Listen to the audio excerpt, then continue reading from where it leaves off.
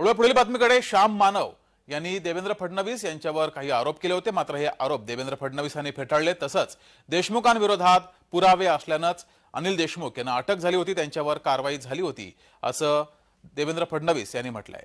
देवेंद्र फडणवीसांनी देशमुखांचा बुरखा फाडलाय। आधी श्याम मानव यांनी देवेंद्र फडणवीस यांच्यावर आरोप केले होते, हे सर्व आरोप देवेंद्र फडणवीसांनी फेटाळलेत।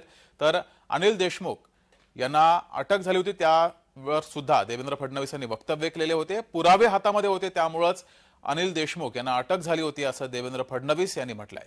फडणवीसांनी देशमुखांचा सुद्धा बुरखा फाडलाय। तर हे वाकयुद्ध जे रंगलेलं आहे ते पाहूयात।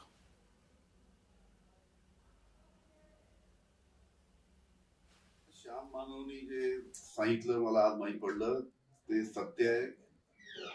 3 वर्षापूर्वी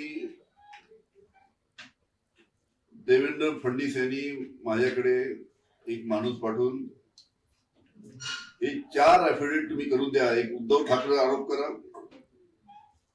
एक आदित्य ठाकरेवर आरोप करा,